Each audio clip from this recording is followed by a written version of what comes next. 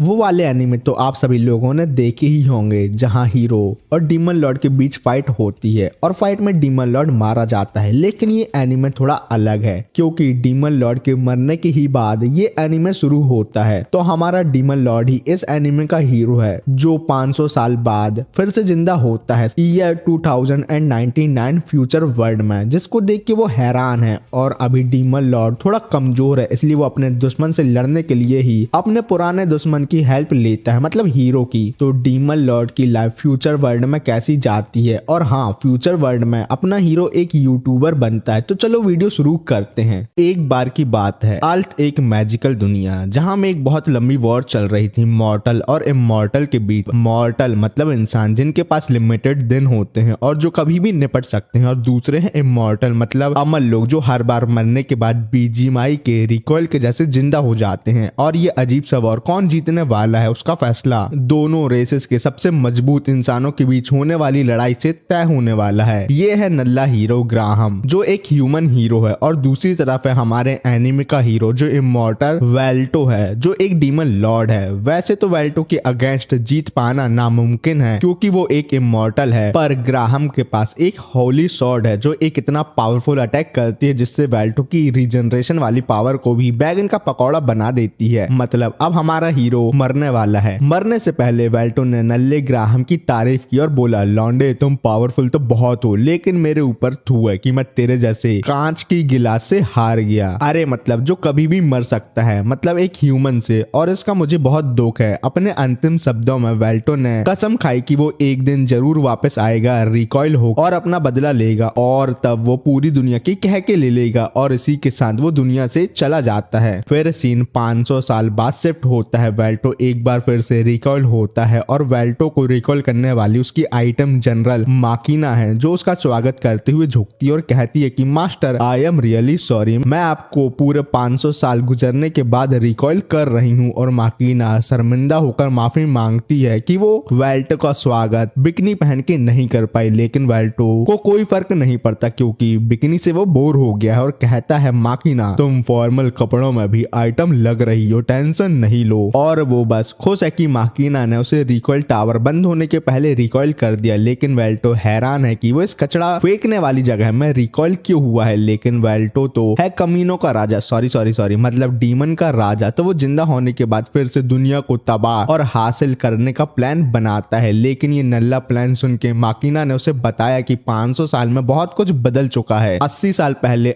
Alt और अर्थ के बीच एक बड़ी तबाही हुई जिसमें दोनों वर्ल्ड एक हो गए, जो तुम्हारी गर्लफ्रेंड और तुम कभी नहीं हो पाए। इसी तबाही के कारण 90% पॉपुलेशन निपट गई और नेशनल गवर्नमेंट के घोड़े लग गए, और अब सभी शहर इंडिपेंडेंट सिटी स्टेट की तरह काम करते हैं। और कुछ छोटे वॉर के अलावा दुनिया काफी पीसफुल है, मतलब कोई भी वेल्टो के जैसे दुनिया जीतने का प्लान नहीं बना रहा। माकिना उसे ऊपर ले जाके नई दुनिया दिखाती है और वेल्टो इस नए फ्यूजन वर्ल्ड की टेक्नोलॉजी और मैगी टेक देखकर हैरान परेशान हो जाता है और सोचता है बताओ किसी जमाने में ये इंसान कीड़े मकोड़े थे मेरे सामने, और अब देखो इतने खतरनाक टेक्नोलॉजी से ये मुझे फिर से निपटा सकते हैं। ये सब देखने के चक्कर में वेल्टो गलती से एक आदमी से टकरा जाता है और माकिना उसे हटा के माफी मांग लेती है। पर जब वेल्टो देखता है कि लोग माकिना जैसे आइटम लड़की और 6 डार्क पियर्स के मेंबर को भी नहीं पहचान रहे तो वो गुस्सा हो जाता है और एक ग्रैंड मैजिक स्पेल यूज करता है। माकिना उसे रोकने की कोशिश तो करती है पर वेल्टो उसकी नहीं सुनता। लेकिन जब लोग स्पेल को इग्नोर करके उसे नल्ला और छपरी बोलने लगते हैं और एक अलार्म बजता है जिसका मतलब ठुल्ले आने वाले हैं, तो माकिना उसे भागने को बोलती है। जब दोनों दुम दबा के भाग रहे थे तभी वेल्टो एक आदमी को देखता है जो बिल्कुल नल्ले ग्राहम जैसा लगता है, लेकिन माकिना उसे खींच के ले जा लेती है। सेफ होने के बाद माकिना उसे बताती है कि इमॉर्टल को अब दुनिया ह्यूमन राइट के लायक नहीं समझती। जब वर्ल्ड फ्यूज हुए थे तो इमॉर्टल को हर जगह से भगाया गया, पर मेजर इंडस्ट्रीज ने उनको मारना शुरू कर दिया और एंटी इमॉर्टल वेपन बनाए जिससे मॉर्टल को खत्म किया जा सकता था। और अब लगभग ऑलमोस्ट सभी इमॉर्टल खत्म कर दिए गए हैं। ये सब सुन के वेल्टो हैरान हो जाता है, जिसके बाद वेल्टो बाकी के 6 डार्क पियर्स मतलब जनरल के बारे में पूछता है। माकिना बताती है उनका कोई अता पता नहीं है, कोई जिंदा है या मर गया। उसे सिर्फ जैनो के बारे में कंफर्म है कि वो मर गया है। जैनो ने अपनी जान दी ताकि माकिना वेल्टो के रिकार्नेशन रिचुअल को कर सके। माकिना की वफादारी के लिए वेल्टो से शुक्रिया अदा करता है और उसको चौको देने का भी वादा करता है। लेकिन जब वेल्टो मार्कस का नाम लेता है तो माकिना घबरा जाती है और बात को टालने की कोशिश करती है और कुछ खाना लेने चली जाती है। तभी एक लड़की जो हैकिंग कर रही थी, मतलब न्यूज की जगह डाटा ट्रांसफर करने वाली वीडियो चला देती है। अभी भी समझ नहीं है, अरे पटना रेलवे जंक्शन में जो चली थी ना वही वाली वीडियो। और ये अज्जू भाई वाली हैकर लड़की वेल्टो के रेडार पर आ जाती। लड़की के टैलेंट को देखकर वेल्टो बहुत इम्प्रेस हो जाता है और वो लड़की थोड़ी नहीं बहुत बड़बोली होती है, जैसे किसी किसी की गर्लफ्रेंड होती है ना वैसे टाइप की, जिसकी बातें इंपॉर्टेंट नहीं है। तो वेल्टो से मार्कस के बारे में पूछता है। लड़की बताती है कि मार्कस एक बड़ी कंपनी का CEO है और एक बिल्डिंग में जाने को कहती है जहां उसको मार्कस मिल सकता है। वेल्टो मार्कस के टावर पर पहुंचता है जहां एक पिंकी रोबोटो से हाय हाय बोलता है। वेल्टो रिसेप्शनिस्ट पर जाकर मार्कस से मिलने की रिक्वेस्ट करता है और तभी वहां मार्कस की प्राइवेट सेक्रेटरी उसे लेने आती। वैसे ये लड़की देखने में तो आइटम है कि नहीं बताओ, और हमारे हीरो की नजर भी उसके तरबूजों में ही है। टावर के टॉप फ्लोर पर पहुंचने के बाद वेल्टो मार्कस को देखकर उसे खड़े होने को कहता है क्योंकि वो डीमन लॉर्ड जो है, पर मार्कस अपनी कुर्सी से नहीं उठता। जब वेल्टो मार्कस पर अटैक करता है तब उसकी असिस्टेंट वेल्टो पर तलवार से हमला करके उसका काट देती है हाथ, जिससे वेल्टो बहुत देर बाद रीजनरेट होता है। फिर मार्कस मजाक उड़ाते हुए कहता है, अबे नल्ले और कमजोर राजा जिसका लेग पीस भी बहुत कमजोर है, मैं क्या तेरे लिए उठूं, मेरा तेरे लिए ना उठाए, हाथ की बात कर रहा हूँ गंदे लोग। और मैं इमॉर्टल किंगडम को फिर से बनाने में हेल्प नहीं करूंगा, ठीक है अब यहाँ से जाओ नहीं तो निपटा दूंगा बाकी इधर से। फिर जब वेल्टो मार्कस को दिखाना चाहता है कि डीमन लॉर्ड का गुस्सा क्या होता है, तब मार्कस वेल्टो के मैजिक को कास्ट होने से पहले ही डिस्ट्रॉय कर देता है, जैसे तुम लोग अपना फ्यूचर डिस्ट्रॉय कर रहे हो रिलेशनशिप में। फिर मार्कस कहता है कि वेल्टो इस दुनिया में अब नल्ला और कमजोर और पुराना हो चुका है, इसलिए माकिना को मुझे दे दे, तेरे कुछ नहीं होने वाला नल्ला कहीं का। फिर मार्कस अपने नेक पर एक इम्प्लांट दिखाता है जिसका नाम फैमिलिया है। मार्कस समझाता है कि ये डिवाइस स्पेल कास्टिंग की प्रोसेस को बहुत आसान और फास्ट कर देता है और अब इंसान AI की मदद से सुपर स्पीड में स्पेल कास्ट कर सकते हैं, और इंसान ही नहीं बल्कि किसी भी रेसेस के लोग स्पेल कास्ट कर सकते हैं। पर दुख की बात यह है कि फैमिलिया इमॉर्टल के लिए नहीं बना, इसलिए वेल्टो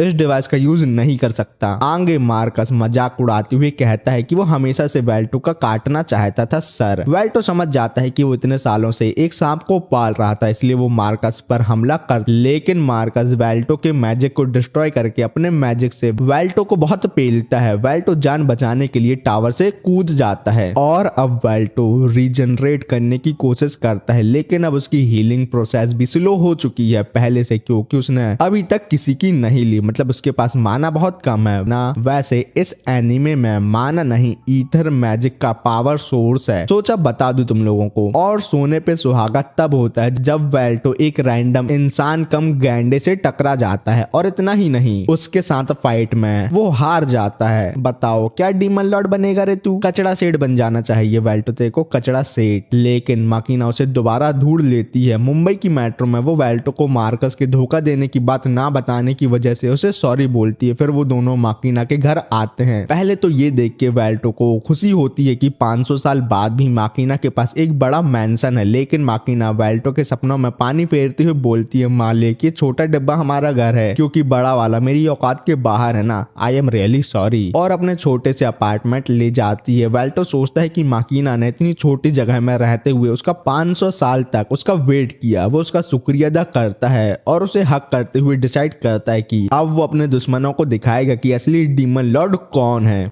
बहुत सेंचुरीज पहले माकिना को उसके टाइम के लोगों ने उससे डरना शुरू कर दिया। जब उन्हें पता चला कि वो एक इमॉर्टल है तो नेचुरली सब लोगों ने अपनी प्रॉब्लम का ब्लेम उस पर डालने लगे। फिर डिसाइड हुआ कि माकिना को एक वॉल्केनो में डाल दिया जाए आलू के जैसे उबालने के लिए, लेकिन जैसे ही माकिना लावा के पास पहुंची एक ब्लैक स्मोक ने उसे निपटने से बचा लिया, और ये सब करने वाला और कोई नहीं वेल्टो था जो अचानक कहीं से आया। और ऐसे ही वेल्टो और माकिना की पहली मुलाकात हुई थी। वेल को कोई दयावान नहीं है, वो यहाँ सिर्फ इसलिए आया था क्योंकि उसने सुना था कि इस एरिया में एक आइटम इमॉर्टल है, और जब उसने माकिना को देखा वो उसे देखता ही रह गया। वेल्टो ने माकिना को एक ऑफर दिया कि वो अपनी बॉडी और सोल उसके लिए डेडिकेट कर दे। उस दिन के बाद से माकिना ने वेल्टो अपनी पूरी दे दी, लॉयल्टी की बात कर रहा हूँ। फिर प्रेजेंट में माकिना अपनी अलार्म के साथ उठती है और वेल्टो के जागने से पहले किचन में ब्रेकफास्ट बनाने चली जाती है, जैसा एक अच्छी वाइफ करती है वैसे ही। जब सूप बॉईल हो रहा था। वो अपनी वर्चुअल असिस्टेंट एलेट को समन करती है। फिर एक छोटी क्यूट लड़की उसके सामने आती है जो आज का टाइम, डेट और वेदर का अपडेट उसको देती है। फिर उन दोनों की कुछ फालतू बातें होती हैं। ब्रेकफास्ट बनने के बाद वो वेल्टो को उठाकर खाना सर्व करती है। वेल्टो ने ऐसा खाना कभी नहीं देखा था, लेकिन स्मेल से ही वो समझ जाता है कि ये टेस्टी होगा। चॉपस्टिक से वो खाना खाता है और खाना सच में उसे पसंद आता है। माकिना उसकी तारीफ सुन के काफी खुश होती है और मन ही मन सोचती है पति के दिल तक जाने का रास्ता उसके पेट से ही आता है। खाना खाने के बाद वेल्टो माकिना से पूछता है क्या उसे और इमॉर्टल के बारे में कुछ पता है। माकिना बताती है कि कुछ इमॉर्टल जो हंट से बच गए थे वो अभी तक कहीं छुपे हुए हैं, लेकिन कुछ टाइम पहले माकिना के क्लोज सर्वेंट ऑर्नर और पाल्म मिसिंग हो गए हैं। लेकिन उसको लगता है कि वो दोनों छुपे हुए हैं, ना कि मर गए हैं, लेकिन वो उनसे कांटेक्ट नहीं कर पा रही। वेल्टो पूछता है कि इमॉर्टल हंट अभी भी होते हैं क्या। माकिना बताती है कि हंट बहुत सालों पहले खत्म हो चुके हैं। वो हंट मार्कस के ऑर्डर पर स्टार्ट हुए थे जिससे मार्कस पूरे वर्ल्ड को कंट्रोल कर पाए, और अब मार्कस के पास इतनी पावर है वो पूरे वर्ल्ड को कंट्रोल कर सकता है, तो हंट की जरूरत उसको नहीं रही। लेकिन ह्यूमन अभी भी इमॉर्टल से डरते हैं और उनसे नफरत करते हैं। और जब माकिना अपने सर्वेंट के अपार्टमेंट चेक करने गई थी तो उसे वहां एक क्लू मिला, एक नोट जिसपे लिखा था इमॉर्टल फर्नेंस। वेल्टो जब उस नोट को पढ़ता है तब एकदम से उसकी ग्रीन टी गिर जाती है। इसका ये मतलब है कि वेल्टो अभी तक अपनी इंजरी से रिकवर नहीं हुआ। सिंपल सेड वो अभी भी बहुत नल्ला और कमजोर है जो अपने एक जनरल से पिट गया, और उसकी रीजनरेशन पावर वीक हो गई है, और नॉर्मल पावर में तो अभी वो बहुत ही ज्यादा नल्ला है। माकिना समझ जाती है कि ये सब इसलिए है क्योंकि वेल्टो को अभी के फ्यूचर में कोई नहीं जानता, जिस वजह से उससे कोई नहीं डरता, और वेल्टो अभी हिस्ट्री बुक तक सीमित रह गया है और हिस्ट्री पढ़ना किसी को पसंद नहीं आता। रिकॉग्नाइजेशन के बिना उसकी पावर वापस नहीं आ सकती, लेकिन वेल्टो को लगता है कि ये प्रॉब्लम सॉल्व हो सकती है अगर वो अपने आप को लोगों के सामने फिर से प्रूव करे। और इसी के साथ वेल्टो डिसाइड करता है कि वो आसपास के नल्ले एरिया को एक्सप्लोर करेगा। माकिना कहती है कि मालिक आप मेरे साथ शॉपिंग के लिए चलिए, और सबसे पहला काम माकिना वेल्टो के लिए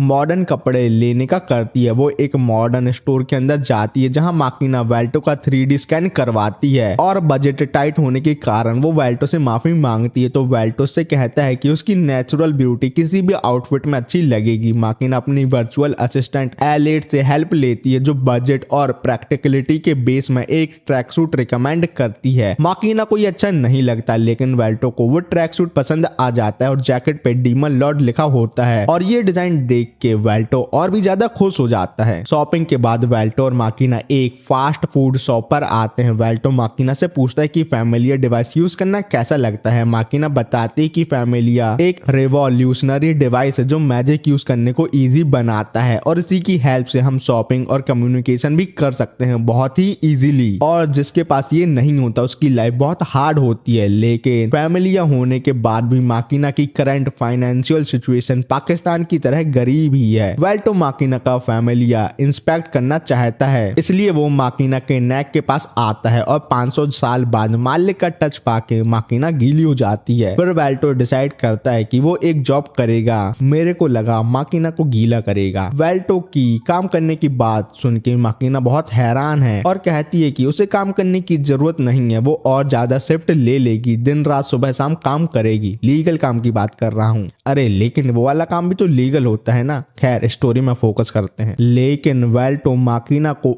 एक्स्ट्रा काम करने से मना करता है। उसके हिसाब से वो सिर्फ बैठ के माकिना पे डिपेंड नहीं हो सकता, मतलब अपने भाई को लड़की के पैसे पे नहीं पलना, और ऐसे में फ्यूचर के लोग उसको नल्ला विभूति ना समझने लगे। लेकिन काम करते करते वो दुनिया जीतने के मिशन को नहीं भूलने वाला, और वैसे भी अब टाइम चेंज हो चुका है इसलिए उसको काम तो करना ही होगा। माकिना वेल्टो को एक इमरजेंसी डिवाइस देती है जब वो जॉब ढूंढने के लिए निकलता है। वेल्टो को पता ही नहीं है कि वो किस टाइप की जॉब के लिए अप्लाई करे। जब वो चिल्ला के लोगों से हेल्प मांगता है कि मैं कोई भी काम कर सकता हूं, तो एक आदमी उसे कमर्शियल गिल्ड जाके काम ढूंढने को कहता है, लेकिन गिल्ड वेल्टो को रिजेक्ट कर देता है उसके स्पेशल स्किल जैसे वाइड स्केल एनहाइलेशन मैजिक के कारण। और दूसरी बात, गिल्ड वाले वेल्टो की सभी बातों को फेक समझ रहे थे, जैसे वो एक डीमन लॉर्ड है वगैरह वगैरह टाइप की, और गिल्ड के रूल के अकॉर्डिंग फैमिलिया के बिना जॉब करना अलाउड नहीं है। फिर वेल्टो वापस घर आता है और डिप्रेस हो जाता है। वो माकिना की लैब पे अपना सर रखता है। बताओ ये करने का सपना मेरा सपना ही रह गया, छी ससुर। वेल्टो वेल्टो माकिना से पूछता है कि क्या वो इस दुनिया में कुछ करने के लायक नहीं है। वेल्टो की इस बात का मतलब काम धाम से है, वो सब करने में तो अपना भाई एक्सपर्ट है। और माकिना उसे भरोसा दिलाती है कि मास्टर आप अभी भी सभी लोगों में सुपीरियर हो। तभी वेल्टो कहता है कि इस सब बात के बारे में हमें किसी और से भी पूछना चाहिए। तो ये सुन के माकिना को अपनी एक हैकर फ्रेंड टाकाहाशी की याद आती है। फिर सीने कैफे में आता है जहाँ मीटिंग होती है। टाकाहाशी वही पहले वाली बड़बोड़ी लड़की है जो वेल्टो से मिल चुकी है। टाकाहाशी वेल्टो को चेक करके कंफर्म करती है कि वो सच में एक जिंदा डीमन लॉर्ड है कि नहीं। वेल्टो टाकाहाशी को बताता है कि उसका काम उसको जॉब सजेस्ट करना है और टाकाहाशी का फैमिलिया इम्प्लांट माकिना के इम्प्लांट से थोड़ा अलग है, जिसको वेल्टो अपनी डीमन लॉर्ड आई पावर से एनालाइज करता है। ये सब देख के टाकाहाशी वेल्टो से इम्प्रेस होती है। वेल्टो उसे जॉब ऑप्शन के बारे में पूछता है। टाकाहाशी कहती है कि जब तुम्हारे पास कोई इम्प्लांट नहीं है और तुम अभी भी नल्ले और कमजोर हो, लेकिन तुम हैंडसम और 500 साल पुराने डीमन लॉर्ड हो जिसमें लड़कियां फ्लैट हो सकती हैं, प्रेजेंट में तुम्हारे लिए एक ही जॉब बेस्ट है मेरे हिसाब से, एक यूट्यूबर स्ट्रीमर बनना। अरे मतलब अर्पित बाला, लेकिन वो तो टकला है ना। टाकाहाशी समझाती है कि स्ट्रीमर अपने वीडियो ऑनलाइन पोस्ट करते हैं जिसमें वो कुछ ना कुछ करते रहते हैं, जैसे कैरेमनाटी के जैसे गेम खेलना या अर्पित बाला के जैसे ज्ञान पेलना, और स्ट्रीमर को एड रेवेन्यू या डोनेशन के थ्रू पैसे मिलते हैं। और अभी टाकाहाशी के पास उसके अपने पुराने स्ट्रीमिंग इक्विपमेंट भी पड़े हुए हैं। वो थोड़े आउटडेटेड तो हैं लेकिन काम चल जाएगा। और मान लो वेल्टो फेमस हो गया तो वो नए इक्विपमेंट खरीद लेगा। माकिना को ये आइडिया बिल्कुल पसंद नहीं है कि वेल्टो स्ट्रीमिंग करे, क्योंकि ये काम एक रिस्की जॉब है। वही मम्मी लोग वाली बात, यूट्यूब से कुछ नहीं होने वाला, गवर्नमेंट जॉब की तैयारी करो, वही बातें हैं और कुछ नहीं। माकिना के हिसाब से गवर्नमेंट जॉब करना जैसा एक जमा ठमा काम अच्छा होता है, लेकिन टाकाहाशी का मानना है कि यूट्यूबर बनना वेल्टो के लिए एक अच्छी जॉब हो सकती है, क्योंकि वेल्टो की वॉइस और वो दिखता बहुत रापचक है और सोने पे सुहागा। वेल्टो का ऑरा भी पॉजिटिव में है, तो उसके स्टार बनने के चांस बहुत ज्यादा हाई हैं। जब टाकाहाशी ऐसा बोलती है तो माकिना भी मान लेती है कि वेल्टो हैंडसम तो है, लेकिन फिर भी उसको इस काम पे भरोसा नहीं है। लेकिन आगे माकिना एक प्रॉब्लम बताती है कि कुछ गेम वेल्टो बिना फैमिलिया के नहीं खेल पाएगा। मास्टर से फिजिकल कंट्रोल वाले गेम तो खेल ही सकते हैं। टाकाहाशी बोलती है इसमें कोई प्रॉब्लम नहीं है, क्योंकि फ्यूचर के लोग अब गेम देखने के लिए स्ट्रीम नहीं देखते, वो स्ट्रीमर के लिए देखते हैं। वही पायल गेमिंग वाला सीन है फ्यूचर में और कुछ नहीं। माकिना वेल्टो से पूछती है कि वो क्या सोचता है, लेकिन लिमिटेड ऑप्शन होने की वजह से वेल्टो टाकाहाशी का आइडिया मान लेता है। उस रात माकिना बाथरूम में होती है और वेल्टो इस दुनिया के इंटरनेट को रिसर्च कर रहा था। उसे जल्दी ही समझ आ जाता है कि ये इंटरनेट दुनिया भर की इंफॉर्मेशन स्प्रेड करने का सबसे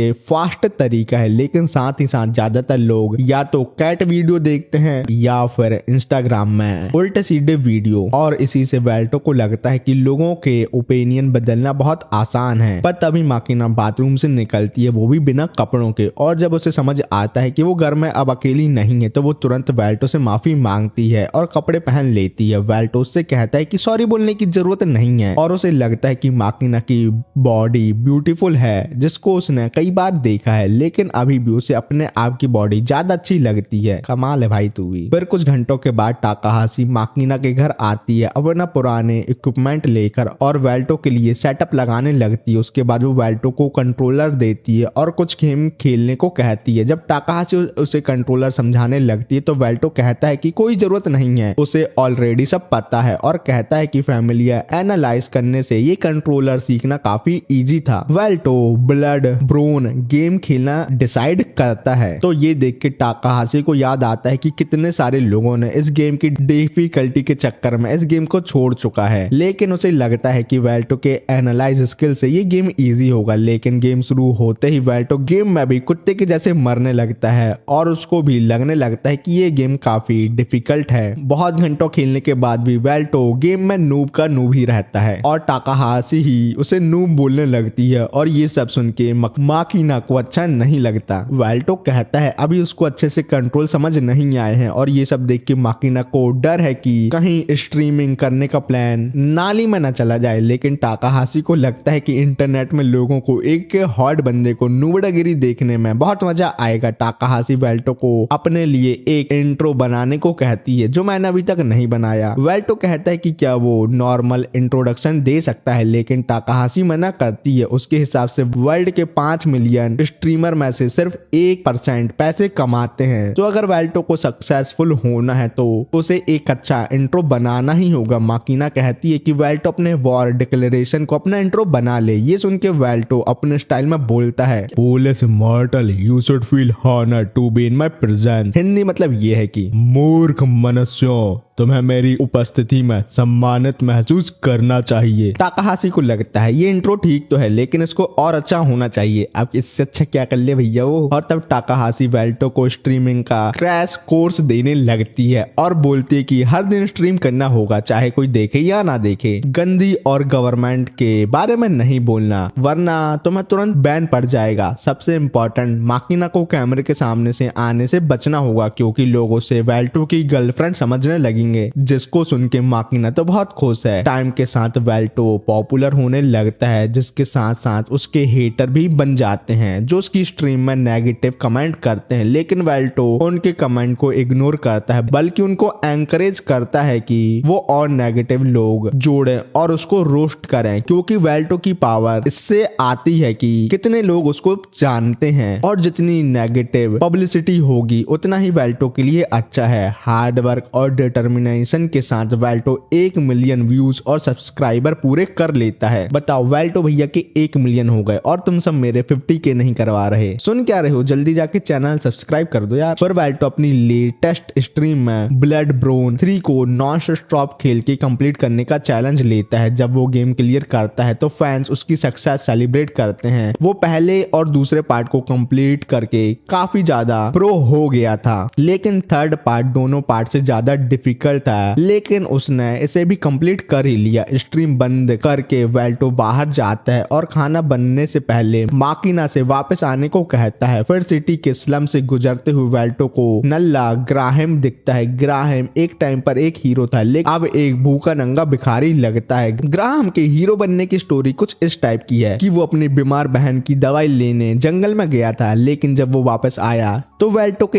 एक जनरल ने उसके पूरे विलेज को निपटा चुका था। मतलब पूरा विलेज धक धक धक करके जल रहा था और तब से उसने वेल्टो से बदला लेने की कसम खा ली। लेकिन अब ग्राहम बहुत थका हुआ है और पहले से ज्यादा नल्ला लगता है। वेल्टो ग्राहम से बात शुरू करता है और दोनों एक वुडन शॉप में जाते हैं। वहां ग्राहम कहता है कि वो अपने दुश्मन के साथ नूडल्स खा रहा है जो एक अजीब बात है। वेल्टो कहता है कि ग्राहम ने उसके भी बहुत से लोगों को पेला है तो दोनों लोग एक ही जैसे हैं। लेकिन अब उसे ग्राहम पर कोई गुस्सा नहीं है। वेल्टो क्यूरियस है कि ग्राहम इमॉर्टल कैसे बन गया, मतलब अमर। ग्राहम बताता है कि उसने अपनी मॉर्टलिटी नहीं दी पर गॉडेस मेलिना ने उसे इटर्नल यूथ की ब्लेसिंग दी है वेल्ट को मारने के रूप में, इसलिए वो अभी तक जिंदा है। देखो भाई लोग, अगर किसी को इतनी इंग्लिश समझ नहीं आती तो मुझे कमेंट में बता देना, मैं और हिंदी में करने की कोशिश करूंगा। फिर दोनों पास्ट के बारे में डिस्कस करते हैं। वेल्टो कहता है कि उसका वर्ल्ड डोमिनेशन का प्लान सिर्फ पीस अचीव करने के लिए था। लोग हमेशा डिफरेंट चीजों से डरते हैं इसलिए एक सिंगल रूलर ही पीस ला सकता है। ग्राहम को अब वेल्टो की ये बात सही लगती है लेकिन उसका मानना है कि लोग अपने आप का भी पीस नहीं ला सकते, मतलब ह्यूमन नल्ले होते हैं। इनडायरेक्टली यही बोल रहा है। वो आगे बताता है कि वेल्टो के मरने के बाद ह्यूमन एक दूसरे से ही लड़ने लगे पैसे और पावर की लालच में, जिसमें ग्राहम को भी बहुत से नेशन से फाइट करनी पड़ी। इसलिए उसे भी बहुत से ह्यूमन को मारना पड़ा जिनको उसने कभी डीमन से बचाया था और इसी वजह से सभी लोग ग्राहम को विलन मानने लगे और धीरे धीरे दुनिया को हीरो की जरूरत नहीं लगी और सब उसको भूल गए। ठीक, कितना बुरा हुआ बेचारे के साथ। जिसके बाद ग्राहम वेल्टो को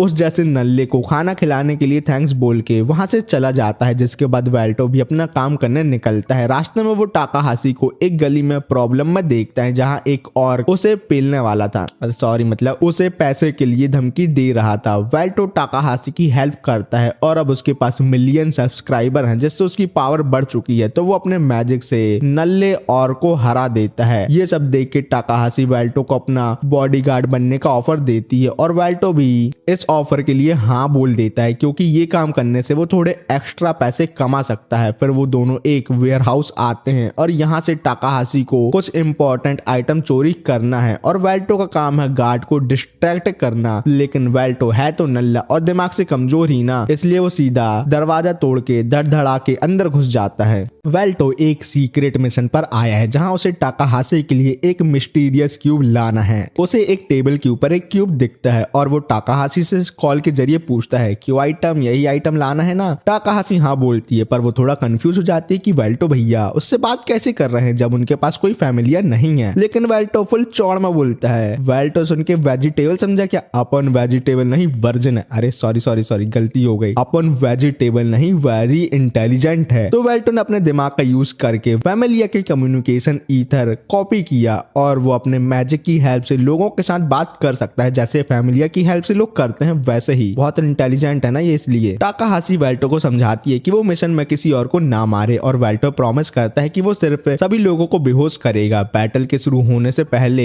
वेल्टो अपनी लाइव स्ट्रीम करने वाला इंट्रो देता है, पर याकुजा के लोग कंफ्यूज हैं क्योंकि उन्होंने कभी वेल्टो की स्ट्रीम तो देखी ही नहीं। ये सब जान के वेल्टो को लगता है कि वो अभी भी बहुत डाउन टू अर्थ है, इसलिए उसे और भी कुछ अजीबोगरीब चीजें करनी पड़ेंगी जिससे वो और पॉपुलर हो जाए। लेकिन अभी इन नन्हे लोगों के लिए उसके मिलियन सब्सक्राइबर की पावर काफी होगी। एक याकुजा मेंबर मैजिक गन निकालता है और वेल्टो को पेलने के लिए फायर करता है, लेकिन वेल्टो स्ट्रेंथनिंग मैजिक का यूज करके बुलेट से बच जाता है। जैसे तुम लोग हेलमेट ना पहनने से पुलिस से बचते हो ना, वैसे ही। और जब उस आदमी की एमो खत्म हो जाती है तो वेल्टो अपना करिश्मा तन्ना वाला पावर दिखाते हुए एक के बाद एक सभी याकुजा मेंबर को बेहोश कर देता है। एक और याकुजा मेंबर मैजिक गन से नॉर्मल गन पर शिफ्ट करता है, पर टाकाहाशी एक इल्यूजन क्रिएट करके उसे अपने पार्टनर को शूट करवा देती है। हैकर है ना वो लड़की। वेल्टो सबको बेहोश करके क्यूब के पास पहुंचता है, लेकिन क्यूब लेने से पहले ही एक इनविजिबल अपोनेंट वेल्टो को पेलने के लिए उस पर अटैक कर देता है। तो सिचुएशन को बैलेंस करने के लिए वेल्टो उसका इनविजिबल चोगा फाड़ देता है, जिसके बाद पता चलता है चोगे के अंदर एक जायंट मेगा सूट है। टाकाहाशी बताती है ये एक 4th जनरेशन मैगिनो गियर है जो याकुजा के बजट के बाहर है और ये मेका रोबोट मार्कस की कंपनी के हैं। लेकिन अपने वेल्टो भैया मैका को देख के खुश हो जाते हैं और उनके साथ फाइट करना चाहते हैं और इसलिए वो मैजिक गन से मैका पर हमला करते हैं, लेकिन मैका को कुछ नहीं होता क्योंकि वो मैका जो है फिर वो क्लोज कॉम्बैट करने के लिए शॉट समन करता है। ये देख के मैका भी अपनी शॉट को गन में ट्रांसफॉर्म करता है।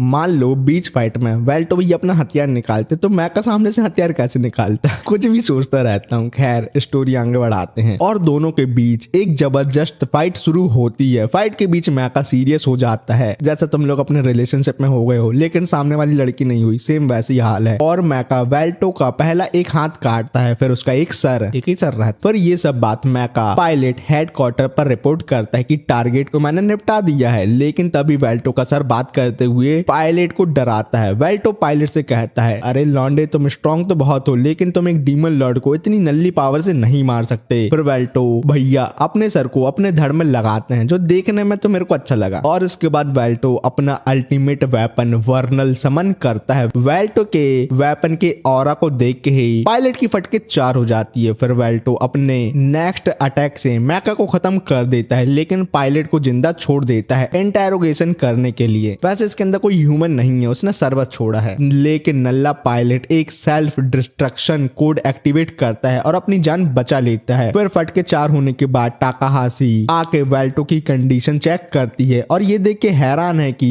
वो सर कटने के बाद भी जिंदा कैसे है। क्या तू चाहती थी मर जाए वो गंदी लड़की? और अब धीरे धीरे उसको यकीन होने लगता है वेल्टो कोई नल्ला और कमजोर नहीं बल्कि सच का डीमन लॉर्ड है। वेल्टो ने नल्ले मैका को हराया है जो एक पूरे सिटी को डिस्ट्रॉय कर सकता है, और उसी मैका को वेल्टो ने अपने एक हाथ से हरा दिया, मतलब अकेले हरा दिया। फिर वो दोनों डिस्कस करते हैं कि क्यूब में क्या है। टाकाहाशी एक रीडर निकाल कर डाटा एक्सेस करती है जिससे उनको एक लिस्ट मिलती है जिसमें वेल्टो के पुराने इमॉर्टल सबऑर्डिनेट के नाम है। ये देखकर वेल्टो परेशान हो जाता है कि क्या ह्यूमन फिर से इमॉर्टल को मारने वाले हैं क्या। और टाकाहाशी का क्लाइंट यू जो इस लिस्ट के बारे में डिटेल दे सकता है कॉल ही नहीं उठाता, जैसा मेरा दोस्त नहीं उठाता काम के टाइम पे। वैसे बता दूं वो दोस्त मैं हूँ। फिर वो दोनों से मिलने उसके अपार्टमेंट जाते हैं। टाकाहाशी सिक्योरिटी सिस्टम हैक करके अंदर जाती है, लेकिन यू का रूम उसे अनलॉक मिलता है जो बड़ी अजीब बात है क्योंकि यू बहुत सतर्क रहने वालों में से है जैसा मैं रहता हूँ अपनी बंदी से बात करते टाइम। ओ मेरी बंदी तो है ही नहीं। लेकिन जब वो अंदर जाते हैं तो यू को चेयर पर मरा हुआ देखते हैं। वेल्टो यू को देख के बताता है कि यू कोई प्रोफेशनल तरीके से मारा गया है, शायद इसके पीछे एक हिटमैन का काम है। और अब दोनों समझते हैं कि वो एक बहुत बड़े कांड में फंस चुके हैं और यू क्यूब वाली इंफॉर्मेशन की वजह से मारा गया है। फिर टाकाहाशी यू का हिडन लैपटॉप ढूंढती है और थोड़े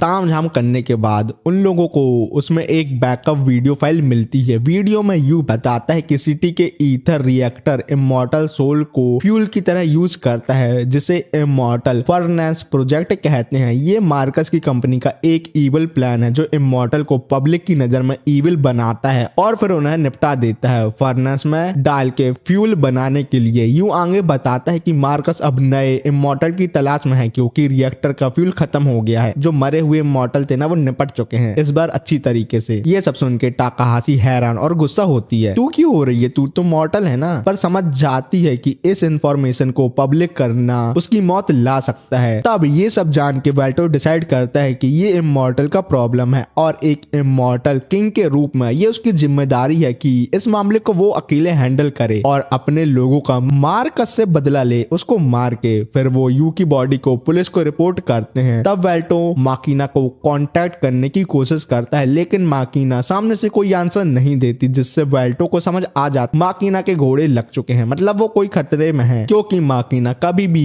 अपने मालिक का कॉल रिजेक्ट नहीं करती, जैसे मैं अपनी मम्मी का नहीं करता। फिर सीन माकीना पे आता है जो फ्रिज खोल के देखती है कि डिनर के लिए क्या बनाना है, बट वही सेम चीजें रहती हैं जो पहले थी। पर अच्छी बात यह है कि एलेक्ट उसे बताती है कि वो बची खुची सब्जियों से एक अच्छी कढ़ी बना सकती है। तभी डोरबेल बजती है, माकीना जाके दरवाजा खोलती है लेकिन वो बहुत गुस्सा हो जाती है जब वो बाहर मार्कस को देखती है जो उसकी लेने आया है, सॉरी उसको फ्यूल बनाने के लिए आया है। लेकिन माकीना बिना कुछ बोले मार्कस पर हमला कर देती है, उसको पेलने के लिए, मतलब मारने के लिए। और माकीना के अटैक से मार्कस फ्लेम से घिर जाता है और पीछे गिरता है, लेकिन वो भी इमॉर्टल है तो इतना सब होने के बाद भी वो नहीं मरता। जिसके बाद माकीना हॉट ड्रेस में ट्रांसफॉर्म होती है जिसमें वो आइटम लग रही है और घर के बाहर निकलती है मार्कस से फाइट करने के लिए। और फाइट के पहले ही वो अपना फैमिलिया को नेटवर्क से डिस्कनेक्ट कर लेती है ताकि मार्कस उसे हैक ना कर पाए और उसकी इंपॉर्टेंट फाइल ना देख पाए। फिर दोनों के बीच मैजिक वेपन अटैक शुरू होते हैं और पहले तो लगता है कि फाइट बराबर की है, पर मार्कस के डिस्ट्रैक्ट होने का फायदा उठा के माकीना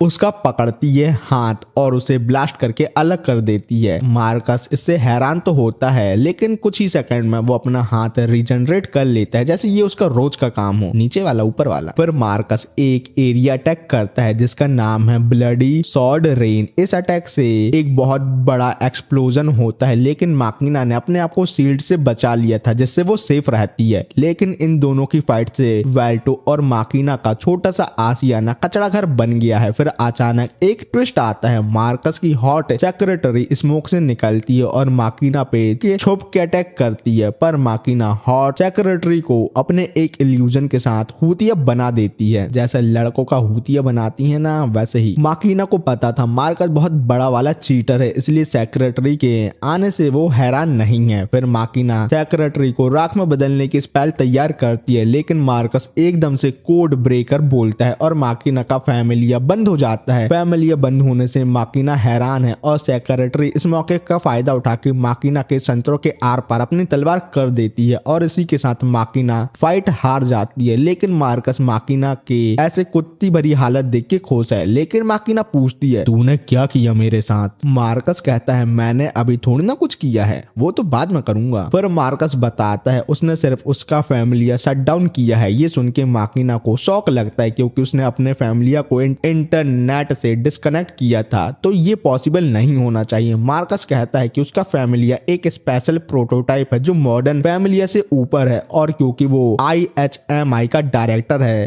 जो फैमिलिया बनाती है तो उसके पास सब फैमिलिया का एडमिन एक्सेस है, जिस वजह से वो ऑफलाइन फैमिलिया को भी अपनी मर्जी से बंद कर सकता है। फिर मार्कस अपने प्लान के बारे में बात करता है कि वो दुनिया का नया डीमन लॉर्ड बनना चाहता है क्योंकि वाल्टो भैया अब पुराने और कमजोर और नल्ला हो चुका है। पर मार्कस ताकत से नहीं बल्कि इंफॉर्मेशन और टेक्नोलॉजी को कंट्रोल के थ्रू सभी लोगों पे राज करेगा। फिर उसकी हॉट सेक्रेटरी उसे याद दिलाती है कि उनका अगला अपॉइंटमेंट लेट हो रहा है। मार्कस फिर माकीना को बताता है कि वो इमॉर्टल फर्नेस के लिए फ्यूल बनने वाली है। फिर सीन चेंज होता है जब वाल्टो और टाकाहाशी वापस घर लौटते हैं तो वो देखते हैं कि पूरा घर डिस्ट्रॉय हो चुका है, सिर्फ एक गेम कंट्रोलर को छोड़ के। वाल्टो को आसपास माकीना नहीं दिखती जिससे वो परेशान हो जाता है क्योंकि माकीना उसके लिए दुनिया में सबसे इंपॉर्टेंट है। जिसके बाद वाल्टो माकीना की यादों को याद करता है जिससे टाकाहाशी उसे बाहर निकालती और पूछती है क्या वो ठीक है। वाल्टो रियलिटी में वापस आता है और कहता है कि यहाँ खड़े रहने से कुछ नहीं होने वाला। था। टाकाहाशी ड्रोन हैक करने का प्लान बनाती है ताकि वो देख सके कि यहाँ क्या हुआ था, क्योंकि न्यूज में बता रहे हैं कि यहाँ बहुत बड़ा ब्लास्ट हुआ था। पर टाकाहाशी डिलीवरी ड्रोन को हैक करके उनकी कैमरे रिकॉर्डिंग देख के पता लगाती है कि मार्कस माकिना को ले गया है, जिसमें उसकी सेक्रेटरी ने उसका साथ दिया था और वो उसे सिटी के रिएक्टर में ले गए हैं, जो एक रिस्ट्रिक्टेड एरिया है। इसका मतलब मार्कस माकिना की सोल को रिएक्टर फ्यूल बनाने वाला है। ये सब जान के वाल्टो गुस्से में मार्कस को निपटाने जाने लगता है, क्योंकि मार्कस ने उसके माल को हाथ जो लगाया है। लेकिन टाकाहाशी उसे रोकती है और समझाती है कि रिएक्टर एक ऐसी जगह है जहां बहुत ज्यादा सिक्योरिटी होती है और वो अकेले वहां जाकर मरेगा, इसलिए उसे किसी और की हेल्प की जरूरत है। और वाल्टो को भी टाकाहाशी की ये बात सही लगती है, इसलिए वो हेल्प मांगने कहाँ जाता है? अपने पुराने दुश्मन ग्राहम के पास, जो भिखारी की तरह बैठा हुआ है, जैसे उसका अभी अभी बहुत पुराना ब्रेकअप हुआ हो। वाल्टो उसके सामने घुटनों में बैठ के रिक्वेस्ट करता है, मालिक मैं हूँ एक डीमन लॉर्ड, लेकिन मुझे तुम्हारी हेल्प की जरूरत है। लेकिन ग्राहम बहुत बड़ा वाला है और हेल्प करने से मना कर देता है, क्योंकि वो दोनों कट्टर दुश्मन जो हैं। वैसे भी एक डीमन को बचाने का काम हीरो का नहीं है, डीमन लॉर्ड जाए ना। लेकिन तब भी वो वाल्टो की बात सुनता है। वाल्टो बताता है कि मार्कस का प्लान कितना घटिया है और माकिना की जान बचाने के लिए उसकी हेल्प की उसे जरूरत है। ग्राहम को याद आता है कि उसकी फैमिली और बहुत से ह्यूमन को डीमन ने कैसे मारा था, लेकिन वो लास्ट में हेल्प करने के लिए मान ही जाता है, क्योंकि वो बहुत अच्छा जो है, इसलिए तो वो हीरो बना। लेकिन साफ साफ वाल्टो से बोलता है, सुन बे, मैं तेरी हेल्प नहीं कर रहा, बल्कि जस्टिस के लिए ये सब कर रहा हूँ। फिर टाकाहाशी एक हिडन एंट्रेंस बताती है जो उन दोनों को रिएक्टर तक ले जाएगा बिना रिस्ट्रिक्टेड एरिया को पार किए। ग्राहम अपने यूनिक स्पेल ऑटो मैपिंग का यूज करता है ताकि मेज का एक डिटेल मैप बन सके। लेकिन ये देख के वाल्टो गुस्सा हो जाता है, क्योंकि वो डंजन को बनाता था जिसमें बहुत टाइम लगता था और ग्राहम इस मैजिक से सब ट्रैप के बारे में पता लगा लेता था, जो एक चीटिंग है। मान लो आप फूल लगाओ और उसको कोई और तोड़ ले, ये बात मैं फूल के लिए नहीं बोल रहा। पर ग्राहम कहता है कि ट्रैप और ट्रे के चक्कर में पढ़ना उसका स्टाइल नहीं था, उसका गोल सिर्फ जल्दी से डंजन क्लियर करना था बस। टाकाहाशी दोनों को डांटती है और मिशन पे फोकस करने के लिए कहती है। ग्राहम अपना मैप कंप्लीट करता है और दोनों मेज के अंदर जाते हैं और अंदर जाने के बाद एम्बिएंट ईथर डांस होने लगता है और दोनों का टाकाहाशी के साथ कम्युनिकेशन टूट जाता है। लेकिन टाकाहाशी वाल्टो को कहती है कि अगर उसका काम टाइम पे कंप्लीट नहीं होता है तो उन्हें एनिमी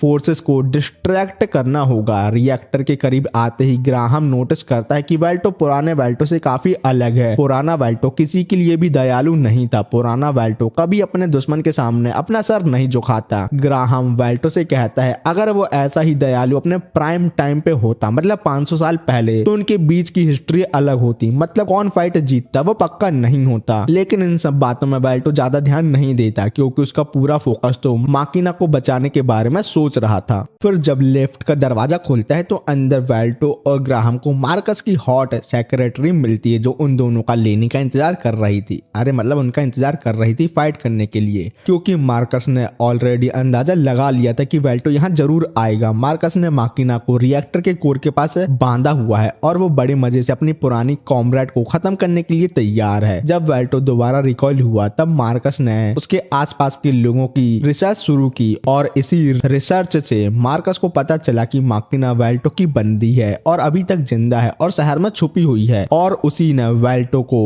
रिकॉइल किया है। फिर मार्कस माकिना को बताता है कि वो दोनों कहाँ हैं। इस जगह को इमॉर्टल फर्नेंस कहते हैं, जहाँ अमर लोगों की आत्मा को फ्यूल की तरह जलाकर ईथर जनरेट किया जाता है जो शहर को चलाता है। माकिना पहले मार्कस की ये बात सुनकर थोड़ा कंफ्यूज हो जाती है, लेकिन फिर उसे याद आता है कि उसके 2 सबऑर्डिनेट अभी भी मिसिंग है। मार्कस कंफर्म करता है कि उन दोनों नल्ले निब्बा निब्बी को उसने फर्नेंस में डाल दिया फ्यूल बनाने के लिए। ये सुनकर माकिना का पारा हाई हो जाता है और वो गुस्से में अपना फायर अटैक करती है, लेकिन मार्कस अपनी शील्ड के पीछे छुपकर बच जाता है और ताना मारते हुए अपने पुराने कॉमरेड जैसे ज़ेनो के बारे में बात करता है और कहता है ज़ेनो वो पहला इमॉर्टल था जिसे फर्नेंस में डाला गया था। और मार्कस उसकी चीखों को इतना एंजॉय करता है कि उसने उन्हें रिकॉर्ड करके मिक्स टेप बना दिया। और नल्ली माकिना को अब समझ आता है उसके लगने वाले हैं, मतलब मार्कस का नेक्स्ट टारगेट वो खुद है। और मार्कस कहता है मुझे अब तुम्हारी जरूरत है, क्योंकि फर्नेंस के लास्ट इमॉर्टल की सोल ऑलमोस्ट खत्म होने वाली है और मार्कस के पास और कोई ऑप्शन नहीं है। अगर इस फर्नेंस के बारे में पब्लिक को पता चला तो इमॉर्टल राइट जैसे मसले उठ रिपोर्ट्स जाएंगे जो मार्कस को पसंद नहीं है। इसी बीच मार्कस की सेक्रेटरी वेल्टो और ग्राहम के सामने खड़ी है। उसका काम था मार्कस के लिए वक्त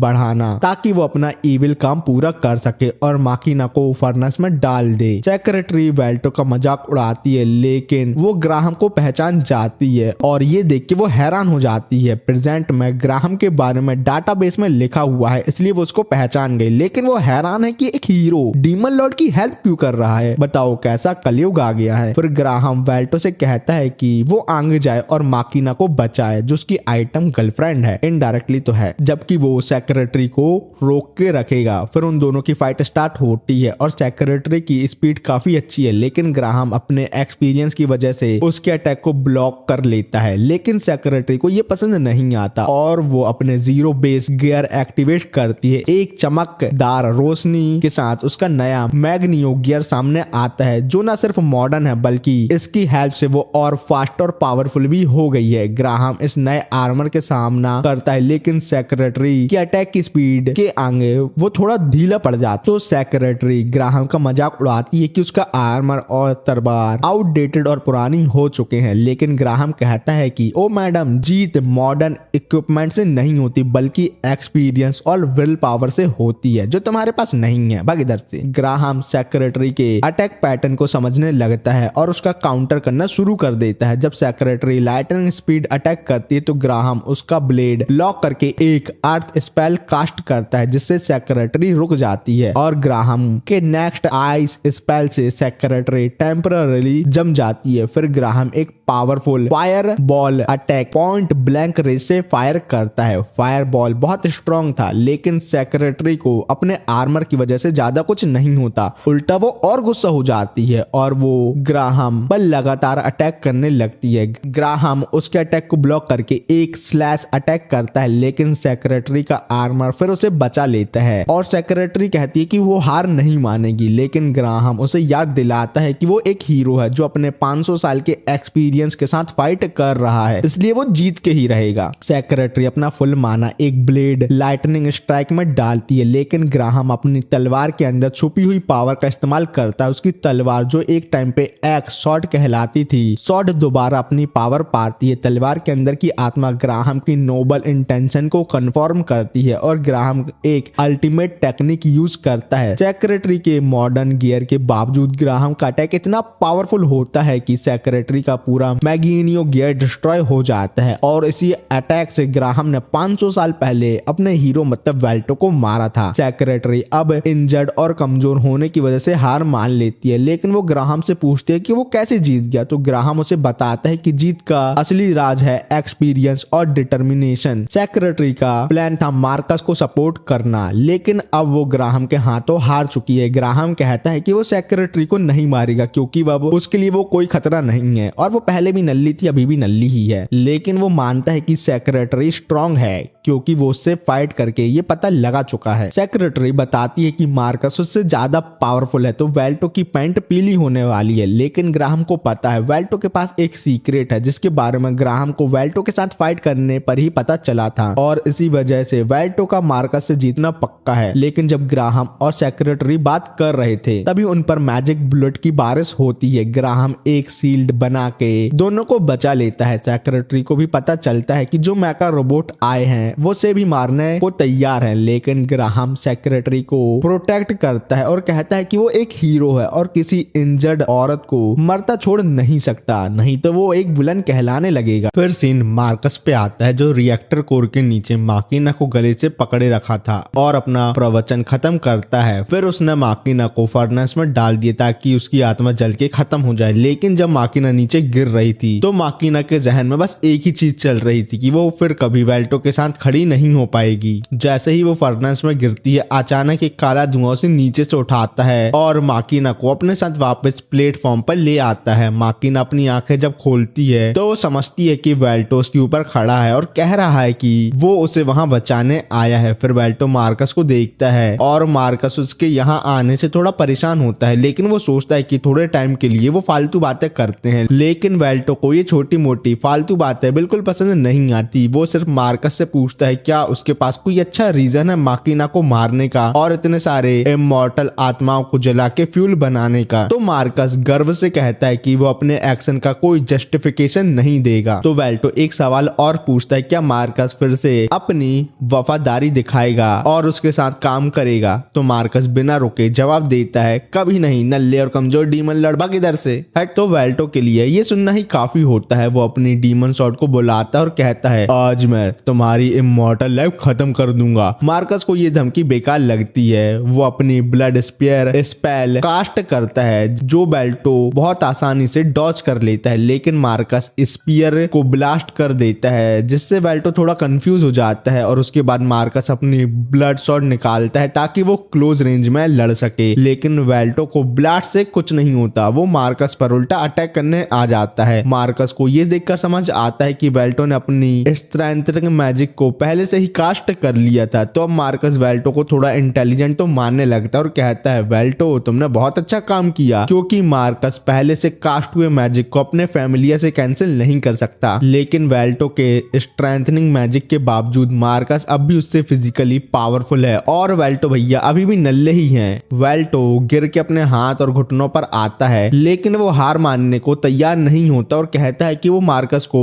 उसके इमॉर्टल क्राइम की सजा दे के रहेगा। मार्कस वेल्टो के मजे लेते हुए बोलता है, तुम्हें लगता है तुम मुझे हराने के लायक हो, नल्ले और कमजोर राजा, हट इधर से। तो ये सुन के वेल्टो ने अपने दिमाग में पूरा यकीन बना लिया था कि वो मार्कस को हरा सकता है और उसके जहन में कोई डाउट नहीं होता हारने का। लेकिन मार्कस सिर्फ हंस के बोलता है, तुम्हें लगता है तुम मुझे हराने के लायक हो, सपने में। मार्कस बीच कन्वर्सेशन के दौरान अपने मूवमेंट में तेजी बढ़ाता है और वेल्टो को पीछे से मारने की कोशिश करता है। वेल्टो समझ जाता है अटैक कहां से होने वाला है, तो वो अपनी शॉट को मार्कस की नेक के पास ले जाता है ताकि मार्कस के फैमिलिया को डिस्ट्रॉय कर सके। लेकिन मार्कस को पता था वेल्टो ऐसा ही करेगा, तो वो लास्ट सेकंड में वेल्टो की शॉट को ऊपर करता है जिससे शॉट सिर्फ उसका सर काट पाती है। लेकिन इससे भी मार्कस मरता नहीं और वो फिर से अपने सर को रिजनरेट कर लेता और कहता है, मैं जानता था तुम मेरे फैमिलिया को टारगेट करने वाले हो राजा। वेल्टो को समझ में आ जाता है कि मार्कस किसी भी तरीके से अपने फैमिलिया को डिस्ट्रॉय करने नहीं देगा और फिर मार्कस अपने फैमिलिया स्पेल के थ्रू अपनी पावर दिखाता है और ब्लड बॉम्ब का यूज करता है और वेल्टो को मारने की कोशिश करता है, लेकिन वेल्टो को कुछ नहीं होता। फिर मार्कस वेल्टो के ऊपर बहुत बड़ा ब्लास्ट कर देता है जिससे नल्ले वेल्टो के दोनों हाथ कट जाते हैं, जिसके बाद वेल्टो बहुत गुस्सा हो जाता है और मार्कस को बताने को रेडी होता है कि असली पापा कौन है, मतलब वो डीमन लॉर्ड क्यों है। वेल्टो अपने सेकंड फॉर्म में आने लगता है जिसको देख के मार्कस की फटके चौराहा हो चुकी है। फिर सीन टाकाहाशी पर आता है जो अपने हैकरगिरी दिखा के सभी न्यूज और सभी चैनल को हैक करके उसमें वेल्टो की यूट्यूब वीडियो चला देती है जो पूरी सिटी देखने लगती है। वेल्टो ने ही टाकाहाशी से कहा था उसको और ज्यादा पावर की जरूरत है, तो जितने लोगों से जानेंगे उतना वेल्टो स्ट्रांग होगा और टाकाहाशी ने वेल्टो का ये काम पूरा कर लिया और अब सब वेल्टो के ऊपर है कि वो माकीना को बचा पाता है या उसे मरने देता है। फिर सीन वेल्टो पे आता है जो अपनी सेकंड स्टेज पे आ गया था जिसमें वो बहुत पावरफुल ड्रैगन बन जाता है, जिसको देख के मार्कस की फट जाती है क्योंकि इस स्टेज के बारे में सिर्फ ग्राहम को पता है और किसी को नहीं। और अब मार्कस को समझ आ जाता है वेल्टो उसका पापा है। मार्कस वेल्टो को मारने के लिए स्पेल कास्ट करता है, लेकिन वेल्टो अपने सेकंड स्टेज में बहुत स्ट्रांग हो गया है और बिना फैमिलिया के फैमिलिया वाले सभी काम कर सकता है, इसलिए वो मार्कस की स्पेल कास्ट होने से पहले उसे कैंसिल कर देता है जैसे कभी मार्कस ने उसके साथ किया था। फिर वेल्टो मार्कस को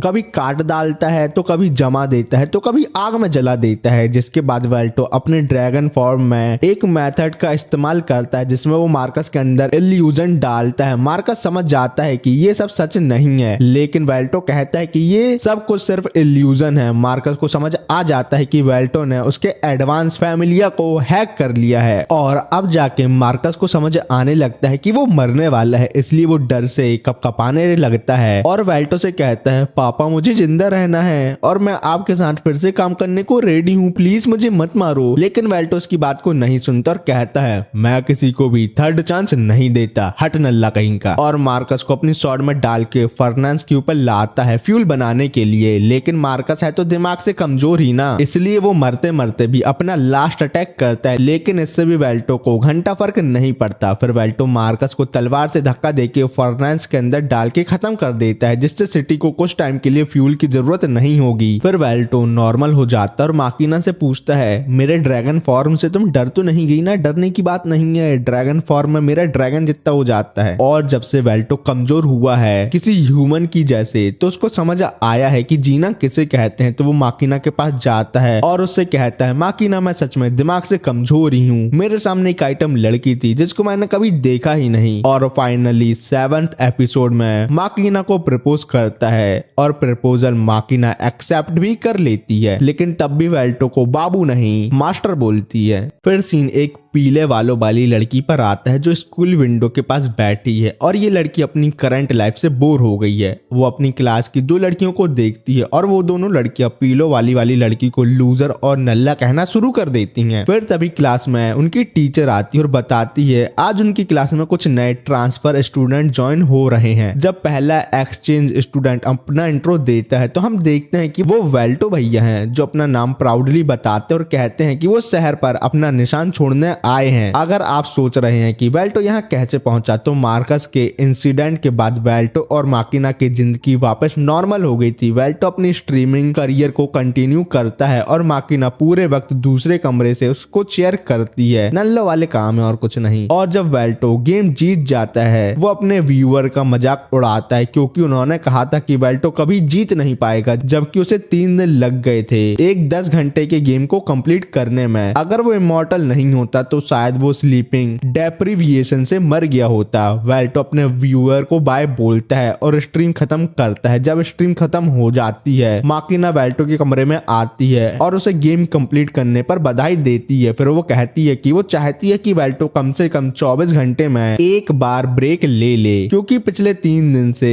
उसने वेल्टो के साथ प्राइवेट टाइम नहीं बिताया। वेल्टो माफी मांगता और कहता है कि अगले दिन से वो उसे प्राइवेट क्वालिटी टाइम देगा। और अब माकिना और वेल्टो अपने पुराने अपार्टमेंट में नहीं रहते, इसलिए क्योंकि वेल्टो का चैनल अच्छा चल रहा है। ऐसे में माकिना वेल्टो से पूछती है कि क्या वो अपने 3 मिलियन सब्सक्राइबर के माइलस्टोन पर सुशी खाना चाहेगा। वेल्टो उसकी बात को अप्रिशिएट करता है, लेकिन कहता है कि 3 मिलियन सब्सक्राइबर जैसी छोटी चीजों के लिए सेलिब्रेट करना जरूरी नहीं है, क्योंकि असली माइलस्टोन तो ये है कि अब वो अपने डार्क शॉट का सेकंड फॉर्म को आसानी से यूज कर सकता है। लेकिन माकिना फिर से दोबारा सुशी खाने के बारे में पूछती है। वेल्टो थोड़ा कंफ्यूज होता है, लेकिन वो माकिना के इस बात को फिर से इग्नोर मार देता है और अपने शॉट के सेकंड फॉर्म के बारे में बात करने लगता है। वैसे भी उसे अब इस फॉर्म का ज्यादा इस्तेमाल नहीं करना पड़ता, क्योंकि ये मेनली इमॉर्टल को मारने के लिए होता है। अब जब मार्कस का काम हो गया है, वेल्टो सोचता है कि उन दोनों को बाकी इमॉर्टल को ढूंढना चाहिए, जिसमें से रैलिन, सुएल और मे अभी तक मिसिंग है। और अगर मार्कस उन सबको मार देता तो वो अपने आप को और पावरफुल जरूर करता है। इसलिए वेल्टो को लगता है कि वो सभी लोग अभी भी कहीं जिंदा हैं। पर वेल्टो माकिना से पूछता है क्या माकिना उसकी मदद करने के लिए तैयार है, और माकिना पूरी वफादारी के साथ कह देती है वो पूरी कोशिश करेगी बचे हुए जनरल को ढूंढने में। आगे वेल्टो याद करता है कि एक वक्त पे उसने डार्क पियर्स रिकॉर्ड बनाया था, जिसमें डार्क पियर्स की सभी माना सिग्नेचर थी, ताकि वो उनकी लोकेशन और एक्टिविटी ट्रैक कर सके। वेल्टो माकिना से पूछता है कि वो रिकॉर्ड कहाँ गए। माकिना बताती है रिकॉर्ड काफी वक्त पहले खो गए हैं, इसलिए जनरल को ढूंढना काफी मुश्किल होगा मास्टर। और ये सुन के भी वेल्टो का डिटर्मिनेशन कम नहीं होता और वो किसी भी तरीके से अपने डार्क पियर्स को ढूंढना चाहता है। तभी उन दोनों को डोरवेल की आवाज आती है और वो जाकर देखते हैं कि टाकाहाशी उनके दरवाजे पर खड़ी हुई है। वेल्टो को थोड़ा सरप्राइज होता है, क्योंकि टाकाहाशी ने कभी नहीं बताया था कि वो एक स्कूल स्टूडेंट है। वेल्टो से पूछता है कि क्या इतना डेंजरस और इलीगल काम करना ठीक है जब अभी भी वो एक स्टूडेंट है। टाकाहाशी फुल चौड़ में कहती है जब तक पकड़े ना जाए तब तक इलीगल काम करने में कोई गलत बात नहीं है। फिर वो वेल्टो को कांग्रेचुलेट करती है उसकी जीत पर और कहती है कि 3 दिन तक स्ट्रीम करने से उसे कोई प्रॉब्लम नहीं हुई। ये सुन के वेल्टो थोड़ा परेशान हो जाता है कि शायद उसके व्यूअर को इतनी लंबी स्ट्रीमिंग पसंद नहीं आई होगी, लेकिन टाकाहाशी उसे बताते हैं कि लंबी स्ट्रीम यूजुअली बैकग्राउंड म्यूजिक की तरह चलती है, इसलिए कोई टेंशन की बात नहीं है। फिर वो पूछती है कि वेल्टो नेक्स्ट किस गेम को स्ट्रीम करने का प्लान बना रहा है, और ये सुन के वहां सन्नाटा मच जाता है, क्योंकि वेल्टो अगले कुछ दिन तक स्ट्रीम करने के बारे में नहीं सोच रहा। तो टाकाहाशी को लगता है कि वेल्टो और माकिना उससे कुछ छुपाने की कोशिश कर रहे हैं, तो वो उन दोनों से पूछती है कि वो क्या सीक्रेट है। वेल्टो फाइनली उससे अपने मिशन के बारे में बताता है, जिसमें वो एक पुराने magical gadget dark pierce record ढूंढना चाहता है। टाकाहाशी एक्साइटेड हो जाती है और कहती है कि वो इसे ढूंढने में उन लोगों की मदद कर सकती है अपनी हैकिंग स्किल से वो इंटरनेट पे सर्च करती है और जल्दी ही आकिहाबारा सिटी में डार्क पियर्स रिकॉर्ड का पता लगा लेती है। आकिहाबारा एक सैटेलाइट सिटी है शिंजुकू की, जहां दुनिया का सबसे प्रेस्टिजियस मैजिक एकेडमी है LEL स्कूल के नीचे एक ट्रेजर वॉल्ट है जो 500 साल से सील है और ये स्कूल तभी बना था जब रिकॉर्ड मिसिंग हो गए थे। तो वेल्टो को लगता है कि रिकॉर्ड वॉल्ट के अंदर ही है। माकिना पूछती है कि क्या वो फोर्स के साथ वॉल्ट में घुसने का प्लान बनाएंगे, लेकिन टाकाहाशी कहती है कि ये प्लान ज्यादा तूफानी और ध्यान खींचने वाला है, तो हमें किसी और आइडिया के बारे में सोचना होगा। तो वेल्टो एक आइडिया देता है कि वो स्कूल में एडमिशन ले लेते हैं। सिंपल। टाकाहाशी को ये आइडिया बहुत पसंद आता है और वो मान जाती है और नकली डॉक्यूमेंट बनाने का ऑफर देती है। वेल्टो कहता है कि वो अगले दिन से स्कूल जाएंगे। फिर वो लोग एक बस से आकिहाबारा आ जाते हैं। जब वो आकिहाबारा पहुंचते हैं तो वेल्टो को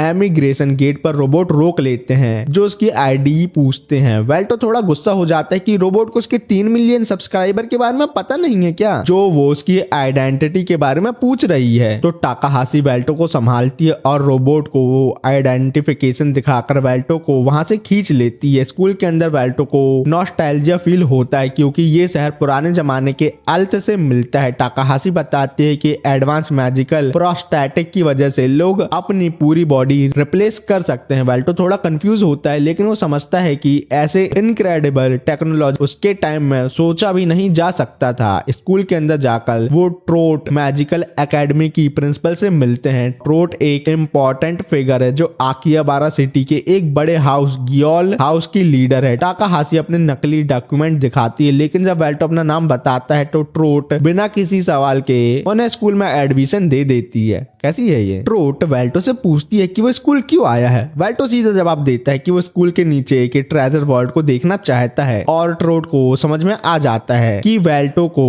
ट्रेजर वॉल्ट के बारे में पता है और वो कहती है कि वॉल्ट ओपन करने के लिए उन्हें गियोल, शरफर्ड और रिनार्ड की गैललस मतलब तीनों बड़े हाउस से वॉल्ट को ओपन करने की कीज चाहिए होंगी। ट्रोट के पास गियोल ब्लेड है, लेकिन सरफर्ड क्राउन और रिनार्ड्स ऑर्ब काफी मुश्किल है। वेल्टो को लगता है कि ये मिशन काफी मुश्किल होगा, लेकिन वो अब सब मुश्किल को हैंडल करने को रेडी हो जाता है। जैसे ही वो अपना इंट्रोडक्शन कंप्लीट करते हैं, मिस माग उनकी न्यू होमरूम टीचर उन्हें क्लास में ले जा लेती हैं। मिस माग बताती हैं कि ये स्कूल ट्रेडिशनल मैजिक स्टडीज पे फोकस करता है और किसी भी स्टूडेंट को फैमिली या स्कूल में नहीं पहनने दिया जाता। वेल्टो को ये पॉलिसी बहुत पसंद आती है क्योंकि फैमिलिया के बिना मैजिक सीखना बहुत जरूरी है। फिर वो तीनों बारी बारी अपना इंट्रो देते हैं, जिसके बाद मिस मैग वेल्टो को अपना मैजिकल पावर को मेजर करने के लिए बुलाती है। वेल्टो कहता है कि उसकी मैजिकल पावर से क्रिस्टल टूट सकता है मैम, लेकिन मिस मैग सोचती है कि वेल्टो झूठ बोल रहा है, बच्चा है ना इसलिए। लेकिन जैसे ही वेल्टो अपना मैजिक टेस्ट करता है, क्रिस्टल सच में टूट जाता है, जिसको देख के सब हैरान हो जाते हैं। फिर सीन ग्राहम पर आता है जो सिटी में कुछ ढूंढ रहा होता है। मार्कस के इंसिडेंट के बाद वो सेक्रेटरी के साथ मिलकर अपनी गॉडेस को ढूंढने में मदद मांगता है।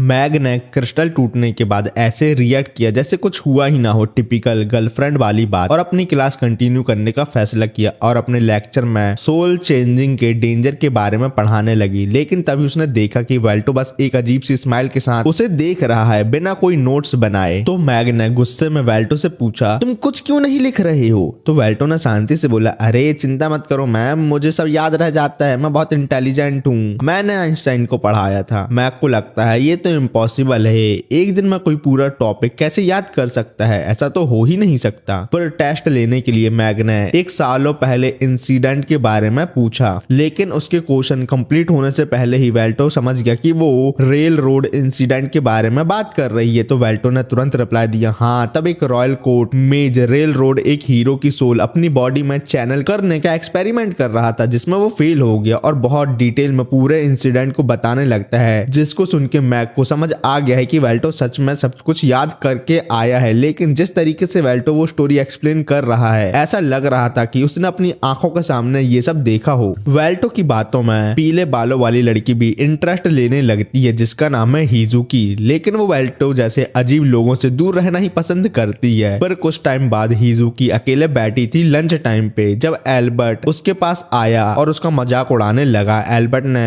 उसका और उसकी फैमिली का मजाक उड़ाते हुए बोला, तू एक काला धब्बा है रेनार फैमिली के लिए। तेरे बाप एक फेलियर और तेरी माँ जो एल्फ है उसने तेरे जैसी नल्ली को पैदा किया है। और ये सब सुन के हिजुकी के सिस्टम क्रैक हो जाता है, मतलब वो बहुत गुस्से में आ जाती है और हाथ मार के कहती है मेरी मम्मी पापा के बारे में कुछ मत बोलना, नल्ले गधे कहीं के, भाग इधर से। लेकिन एल्बर्ट नहीं मानता और फिर से हिजुकी का मजाक उड़ाने लगता है। तभी वहां हमारा हीरो कम डीमन लॉर्ड वेल्टो की एंट्री होती है, जो एल्बर्ट को चुप होने को बोलता है। वेल्टो जो शांति से ऊडन खा रहा था काफी इरिटेट हो जाता है एल्बर्ट की बात सुन के और एल्बर्ट से कहता है नल्ले जितने टाइम तू ये सब बोलने में वेस्ट कर रहा है उतने टाइम में तू मेरी यूट्यूब लाइव स्ट्रीम देख ले जिसमें मेरा थोड़ा पैसा बन जाएगा नल्ले, और अब अबल्ला नारी को परेशान करना बंद कर। तो एल्बर्ट कहता है कि वो स्ट्रीम नहीं देखता, लेकिन वेल्टो एल्बर्ट को उसके दादा परदादा की स्टोरी बताने लगता है और बोलता है तेरा दादा मेरे साथ फाइट में डर के मारे पैंट पीली और गीली करके भाग गया था और तू और तेरा पूर्वज दोनों नल्ले ही हैं। और ये सब सुनकर एल्बर्ट का गुस्सा और बढ़ गया और उसने वेल्टो को डुअल के लिए चैलेंज कर दिया। और ये देख के हिजुकी डर जाती है क्योंकि ये सब उसी की वजह से जो हो रहा है, जबकि उसने वेल्टो से हेल्प भी नहीं मांगी थी। बाबू भैया ने सही कहा था, लड़की का चक्कर मतलब मौत से टक्कर। फिर सीन स्कूल के स्टेडियम पर आता है जहां फाइट होने वाली थी और फाइट की जज हमारी मैडम मैग है और वो बोलते हैं कि बच्चों लंच ब्रेक खत्म होने वाला है तो अपनी फाइट जल्दी निपटा लो, मेरे को क्लास में भी पढ़ाने जाना है। तो एल्बर्ट फुल चौड़ में बोलता है कि वो स्कूल का मोस्ट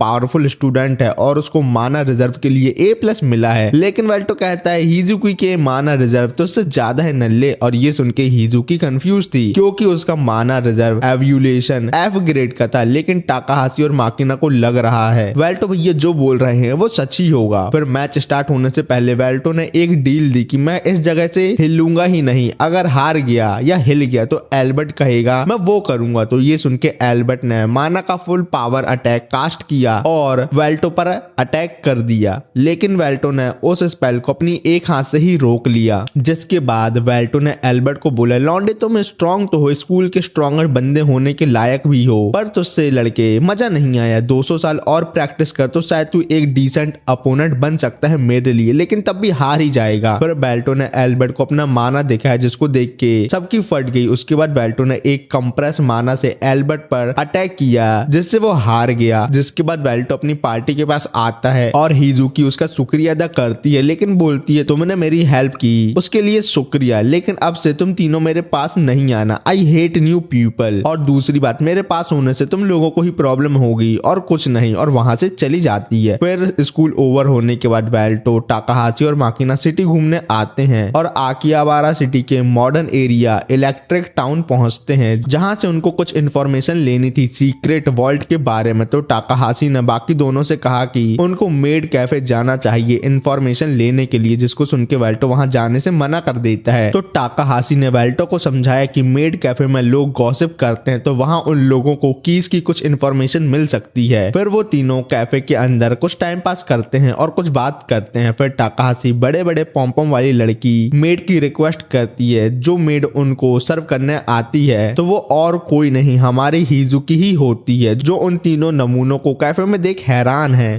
हिजुकी कभी सोच भी नहीं सकती थी कि वो इन तीनों नमूनों से दोबारा मिलेगी, वो भी मेड वाले कपड़ों में। लेकिन माकिना और टाकाहाशी तो बहुत खुश हैं इस पूरी सिचुएशन से और वेल्टो भी मजे लेने से पीछे नहीं हटता और हिजुकी से बोलता है उस टेबल में जैसे वो मोटी मेड खाना सर्व कर रही है मोए मोए डांस करते हुए, तो क्या तुम भी ऐसा हम लोगों के लिए कर सकती हो। और ये सब सुन के हिजुकी की फट के चार हो जाती है क्योंकि वो ऐसा मोए मोए छपरी वाला डांस अपने न्यू क्लासमेट के सामने नहीं करना चाहती थी और उसको डांस करने में उसको बहुत शर्म आ रही है। तो माकिना को समझ आ जाता है हिजुकी को थोड़ी शर्म आ रही है और वो अनकंफर्टेबल है डांस करने में। तो वो हिजुकी से कहती है अगर हिजुकी कंफर्टेबल नहीं है तो उसे डांस करने की कोई जरूरत नहीं है, लेकिन हिजुकी के लिए उसका काम उसका मंदिर है तो वो अपने काम के लिए कुछ भी कर सकती है, चाहे वो इंस्टा रील वाला डांस ही क्यों ना हो। फिर वो किचन में जाकर उनका खाना रेडी करती है और वापस आते ही अपने क्लासमेट को अपने डांस का मजा देती है, लेकिन ये सब करने में उसको बहुत शर्म आ रही थी। फिर जब सब खाना खा लेते हैं, वाल्टो और बाकी दोनों उसके रील वाली डांस की तारीफ करते हैं और अभी तक कैफे पूरी तरीके से खाली हो चुका है तो हिजुकी को वो रिलैक्स करने के लिए बोलते हैं। हिजुकी तुरंत बैठ जाती है और टाकाहाशी की ड्रिंक लेके थोड़ा ठंडा होने की कोशिश करती है और इसी टाइम वाल्टो सीरियस हो जाता है और हिजुकी से पूछता है क्या वो रेनार्ड क्लैन की हेड है और उसके पास रेनार्ड रेगालिया है। हिजुकी वाल्टो से पूछती है आपको रेगालिया क्यों चाहिए। वाल्टो समझाता है कि उसे स्कूल के नीचे वाले ट्रेजर वॉल्ट को खोलने के लिए रेगालिया की जरूरत है, लेकिन हिजुकी उसे बताती है कि उसका रेगालिया अब उसके पास नहीं है। उसकी फैमिली रेनार्ड रेगालिया के बिना बर्बाद हो गई और अब वो सिर्फ एक गरीब स्टूडेंट है जो पार्ट टाइम करके अपना गुजारा करती है। ये सब सुन के टाकाहाशी क्यूरियस हो जाती है और पूछती है ये रेगालिया इतना इंपॉर्टेंट क्यों है। तो हिजुकी बताती है कि रेगालिया एक तरह का प्रूफ है जो किसी किंग की पावर को दिखाता है। जब वो बोल रही थी उसकी आंख अचानक से दुखने लगती है जो वाल्टो नोटिस कर लेता है। दर्द होने के बावजूद हिजुकी अपनी बात पूरी करती है और कहती है कि 500 साल पहले हीरो ग्राहम ने डीमन लॉर्ड को हराया था तो गॉडेस मैरल ग्राहम को बहुत पसंद करने लगी और उससे खुश हो गई, इसलिए उसने ग्राहम को रेगालिया एक बड़ी सी टेरिटरी और अपना आशीर्वाद दिया। लेकिन जब ग्राहम को निकाल दिया गया तो ग्राहम ने रेगालिया को उसके भरोसेमंद आदमी किंग लुएल II के हवाले कर दिया। लुएल ने रेगालिया अपने तीनों बेटों में बांट दिया और तभी से इन तीनों रेगालिया के लिए लड़ाई होती आ रही है। तो वाल्टो कहता है कि उसे हिजुकी से एक और काम है, उसे दूसरे हाउस होल्ड लीडर सैबर्ड से मिलना है और सैबर्ड से मिलाने के लिए हिजुकी मान जाती है क्योंकि वो वाल्टो का कर्ज उतारना चाहती है क्योंकि वाल्टो ने स्कूल में एक बार उसकी हेल्प जो की थी। लेकिन इन्हीं सब बातों के बीच हिजुकी का पेट गुड़गुड़ाने लगता है क्योंकि उसने अपनी शिफ्ट के दौरान कुछ नहीं खाया था। तो वाल्टो डिसाइड करता है कि वो उसे कहीं और ले जाएगा खाना खिलाने के लिए। पर वो सब मीट एरिया में आ जाते हैं। वो चारों जेनेटिकल मॉडिफाई मीट खाते हैं और हिजुकी वहां ड्रैगन मीट खा रही है और जिसको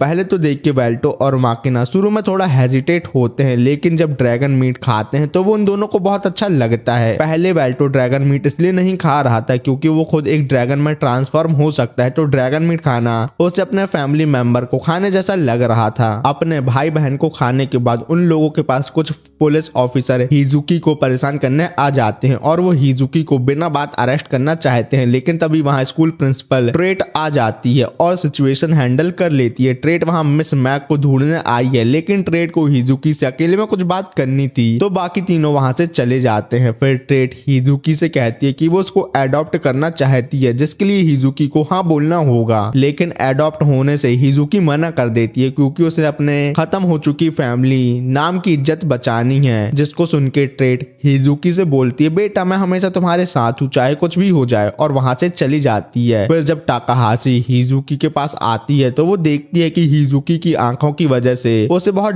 दर्द हो रहा है। फिर हिजुकी और वाल्टो सैबर्ड से मिलने आते हैं जिसके लिए उन्हें सिक्योरिटी चेक से गुजरना होता है और जब वो दोनों सैबर्ड के पास आते हैं तो हम जान पाते हैं कि सैबर्ड भैया एक गॉबलिन है, जिसको देख के वाल्टो शॉक हो जाता है। लेकिन सैबर्ड बताता है कि वो एक नॉर्मल मर्चेंट था जो अपने हार्ड वर्क की वजह से इस पोजीशन तक पहुंच पाया है। वाल्टो से रेगालिया के बारे में पूछता है और सैबर्ड अपना क्राउन रेगालिया समन करता है। वो बताता है कि रेगालिया फ्रेगमेंट ऑफ गॉडेस मैरल के सोल से बना है और वो यूजर के सोल के साथ बाइंड हो जाता है। जब तक यूजर मर ना जाए रेगालिया कभी उससे अलग नहीं होते। मतलब अगर रेगालिया को अपना बनाना है तो उसके लिए उसके ओनर को मारना होगा, जिसके लिए वाल्टो रेडी हो जाता है। पर सबको रिलैक्स होते हुए बोलता है कि उसको सीक्रेट वोल्ट को ओपन करने के लिए उसके क्राउन की जरूरत है और ट्रैट उसको शॉट देने के लिए रेडी है। तो ये सब सुन के सैबर्ड कुछ फालतू बातें करता है और हिजुकी को बाहर भगा देता है और वाल्टो से अकेले में बात करता है और बताता है कि वो उसके साथ काम करने को रेडी, और बताता है कि रेनार्ड को का खोया हुआ और अभी भी इसी शहर के अंदर है और हिजुकी ही उसकी की है। सैबर्ड वाल्टो से कहता है कि उसकी हेल्प करने के बदले में वाल्टो को हिजुकी की मदद करनी होगी क्योंकि कभी हिजुकी के पापा ने उसकी हेल्प की थी लेकिन उसका बदला चुकाने से पहले ही वो मर गए, इसलिए वो हिजुकी की हेल्प करके उसके पापा का कर्ज उतारना चाहता है। फिर सीन माकिना पे आता है जो वाल्टो के एक कॉमिक बुक ले लेती है और उसके पास टाकाहाशी आती है। वो दोनों बहुत देर तक पुरानी बातें करते हैं। माकिना अपनी एक इमॉर्टल दोस्त के बारे में बताती है जिसको वो अपनी छोटी बहन मानती थी, लेकिन अब वो कहाँ है उसे नहीं पता। तभी वहां से ट्रैट जाती है जिसको टाकाहाशी आवाज तो देती है लेकिन वो नहीं रुकती। फिर वहां वाल्टो